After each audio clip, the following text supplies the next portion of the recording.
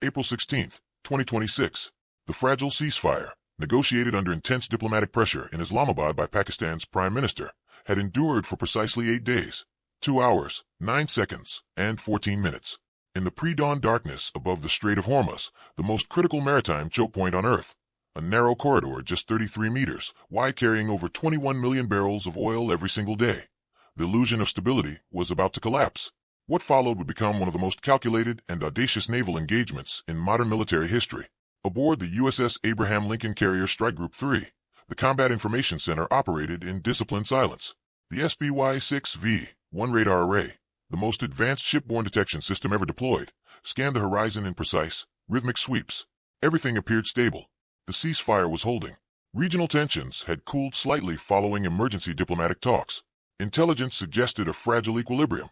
But 47 nautical miles northwest, hidden beneath the Zagros Mountain foothills, a hardened underground tunnel complex, previously declared neutralized, was far from inactive. The Shahab, for Mobile Launch Battalion, emerged silently. 12 transporter erector launchers rolled out along concealed rail systems, each armed with the latest FATA, 2 hypersonic glide vehicles. This was not a desperate retaliation. This was a precision-engineered decapitation strike, timed perfectly to exploit a 12-minute blind window in U.S. satellite coverage. At exactly 3:17 hours, 12 ignition plumes tore into the night sky. The delay between detection by Spurs satellites and alert transmission to the Lincoln lasted only 5 seconds, but for those on board, it felt like an eternity. Radar immediately tracked 12 ascending ballistic trajectories, but within 40 seconds, the payload separated. Hypersonic glide vehicles detached and began maneuvering unpredictably at Mach 8.7, abandoning traditional ballistic paths. The Aegis combat system struggled. These were not conventional threats. The intercept solutions failed to align with expected physics. This wasn't just an attack. It was a demonstration of advanced hypersonic warfare doctrine. 12 inbound targets. 12 minutes to impact. Intercept confidence dropping rapidly. At 3:19 hours, Rear Admiral James Calloway made a decision that would define the next 11 minutes. Instead of exhausting defenses in a full intercept attempt, a trap clearly anticipated, he issued a single encrypted command. Activate Protocol Iron Veil. Immediately, 3 coordinated actions unfolded. First, the Lincoln and its escorts went completely dark. Every radar emission, data link, and satellite transmission ceased. In an instant, the carrier group vanished from the electromagnetic spectrum. Iranian targeting systems lost their lock. Their missiles now chased ghosts. Second, 2 EA-18G Growlers, silently loitering at 31,000 feet, activated next-generation jamming systems. These systems didn't just disrupt signals, they created false realities. Within seconds, dozens of synthetic carrier signatures appeared across a wide ocean area. Iranian glide vehicles suddenly faced a phantom fleet, unable to distinguish real from fake. Command signals were drowned in overwhelming electronic noise. Third, and most unexpected, the USS Vermont, a Virginia-class submarine operating beneath the strike group, launched 4 experimental hypersonic interceptors. Traveling at Mach 17, these weapons targeted the incoming glide vehicles mid-course. At 3:23 hours, 4 targets were eliminated in brilliant bursts of plasma high above the strait. The balance shifted, but the battle was far from over. At 3:24 hours, a new threat emerged. An E-2D Hawkeye detected a submarine launch, not from the north, but directly below. Iranian Kilo-class submarines, silent for over 11 days, had fired 2 wake-homing torpedoes from just 2,100 meters away. Racing at 45 knots, they closed rapidly. Countermeasures deployed instantly. Decoys and acoustic disruption systems flooded the water. 1 torpedo took the bait and detonated harmlessly. The second did not. It ignored the decoy, locked onto the carrier's wake. 39 seconds to impact. No ship can outrun such a weapon. No electronic system can deceive it. The situation had reached a critical point, but unseen beneath the surface, the USS Vermont had already anticipated this. A prepositioned Mark 54 torpedo intercepted the threat, detonating beneath it and destroying its propulsion system. The danger passed.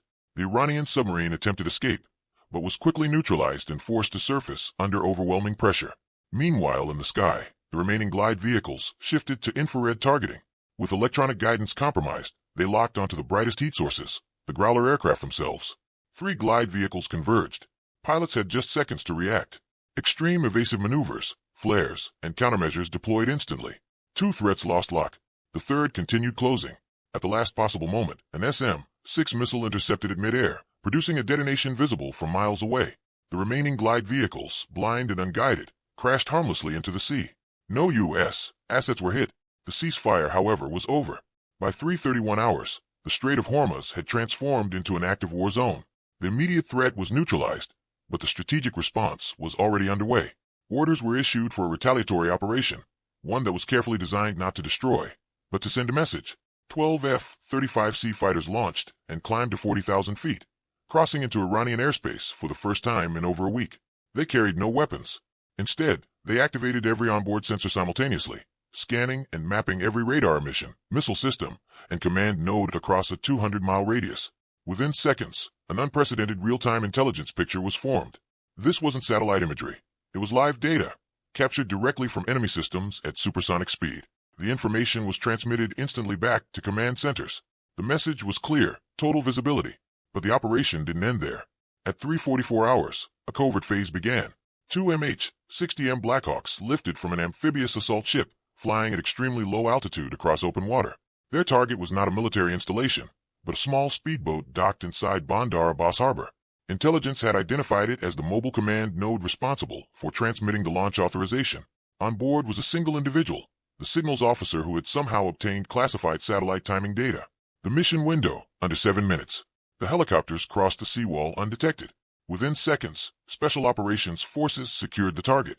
In just over a minute, they extracted and departed, vanishing back over open water before any response could be mounted. Precision, speed, silence. By 4:03 hours, the battle group resumed full operations. All threats had been accounted for. The captured submarine crew was in custody. The signals officer was secured for interrogation. But the implications of what had just occurred were far more complex than a tactical victory. Global oil markets braced for impact. The collapse of the ceasefire was officially announced shortly afterward. Tensions escalated immediately, with warnings issued of further consequences if hostilities continued.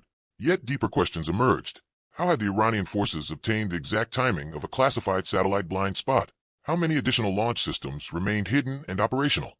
And perhaps most concerning, how had a single signals officer, with no known external connections, accessed such critical intelligence? The battlefield had extended beyond missiles and ships. It had moved into the realm of information, secrecy, and unseen alliances. The Strait of Hormuz was now undeniably a conflict zone. But the real struggle, the one that would shape the future, was unfolding quietly. In intelligence briefings, encrypted data streams, and unanswered questions. Peace had lasted just over 8 days. And somewhere, someone had decided that was enough. Now the world faced a new uncertainty. Could strategic dominance be maintained long enough to restore stability? Or had the balance of power already begun to shift in ways that were not yet fully understood? The next developments would not just determine the fate of a region, but potentially redefine the limits of modern warfare itself. By 3:31 hours, the Strait of Hormuz had fully transitioned from a fragile ceasefire zone into an active and volatile battlefield. The immediate wave of threats had been neutralized, but the strategic consequences were only beginning to unfold. Within the Lincoln Strike Group, there was no pause, no moment of relief. Only the rapid shift from defense to controlled response. Orders were issued for a retaliatory operation, but this was not designed to deliver destruction. It was calibrated to demonstrate capability, precision, and absolute situational awareness. 12 F-35C Lightning II fighters launched from the carrier deck in coordinated sequence, ascending rapidly to 40,000 feet before crossing into Iranian airspace for the first time since the ceasefire began. Notably, they carried no weapons. Instead, every onboard system was fully activated. Radars, electronic surveillance suites, signal interceptors, all operating simultaneously in a synchronized data collection sweep. Within seconds, they began mapping the entire Iranian air defense network across a 200-mile arc. Every active radar emission, every mobile launcher that had survived previous strikes, every command and control node lit up on their sensors. This was not passive observation. This was real-time penetration of an entire architecture. The data streamed instantly via secure links back to the E-2D Hawkeye overhead, then relayed directly to the Lincoln's command center. In less than 90 seconds, U.S. forces had assembled the most comprehensive live targeting picture ever created in that region, built not from satellites, but from direct electronic emissions captured in motion at supersonic speed. The F-35CS completed their sweep without releasing a single weapon. They didn't need to. The message had already been delivered. Nothing remained hidden. At 3:44 hours, the next phase initiated. This was not a conventional strike. This was precision intervention. Two MH-60M Blackhawk helicopters lifted off from the USS San Diego, flying at extremely low altitude, barely 40 feet above the water, using the curvature of the sea to mask their approach. Their destination was Bandar Abbas Harbor. Their target was not a military installation, but a seemingly insignificant 47-foot civilian speedboat tied to a commercial pier. Signals intelligence gathered over the previous 12 hours had identified that vessel as a mobile command node used to transmit the launch authorization for the earlier hypersonic strike. On board was a single, the IRGC Quds 4 signals officer responsible for acquiring and utilizing the classified satellite timing window. The mission window was brutally tight, 6 minutes and 40 seconds from entry to extraction. The helicopters crossed the seawall undetected. At precisely 3 hours, 51 minutes, and 8 seconds, they breached the harbor perimeter. Seconds later, Special Operations Forces fast-roped onto the pier. The target was secured almost immediately. No prolonged engagement, no unnecessary movement. At 3 hours, 52 minutes, and 19 seconds, just 71 seconds after insertion, they were airborne again, the target in custody. By the time Iranian patrol units reacted, sweeping searchlights across the empty dock, the helicopters were already gone, descending back to wavetop altitude and disappearing into the darkness of the strait. At 4:03 hours, the Lincoln Strike Group restored full electromagnetic emissions. Systems came back online across all platforms. Damage assessments confirmed what moments earlier had seemed almost impossible. Every incoming threat had been neutralized. All hypersonic glide vehicles were accounted for. The submarine threat had been eliminated. No U.S. vessels had sustained damage, but the broader consequences could not be contained within a tactical victory. The Strait of Hormuz remained closed. Global oil markets, set to open within hours, braced for immediate shock. Economic analysts anticipated severe disruptions. Simultaneously, official statements confirmed what had already become. The ceasefire had collapsed completely. Warnings were issued at the highest levels. Any further escalation would trigger responses far beyond limited engagement. Yet within intelligence circles, the focus shifted rapidly away from the battlefield itself toward something far more unsettling. How had Iranian forces obtained the exact timing of a classified Spurs satellite blind spot?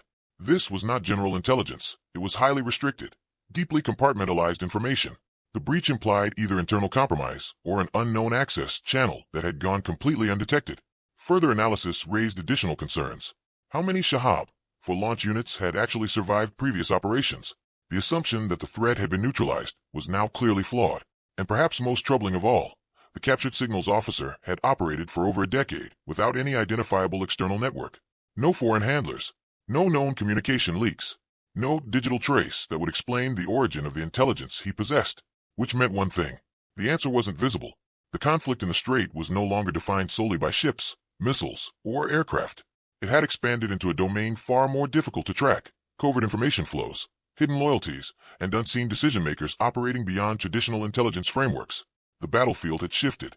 Yes, the Strait of Hormuz was now a war zone. But the real conflict, the one that would determine whether stability could ever be restored, was unfolding in silence. Inside encrypted systems, within classified briefings, in gaps between data points where certainty no longer existed. Peace had lasted just over 8 days. And somewhere, beyond the reach of radar or satellites, a decision had been made to end it. Now the critical question remained unresolved. Could the United States maintain strategic dominance long enough to force a lasting resolution? Or had this engagement revealed a deeper vulnerability that would reshape the balance of power moving forward? Because what came next would not just influence the region. It would define the future of modern warfare.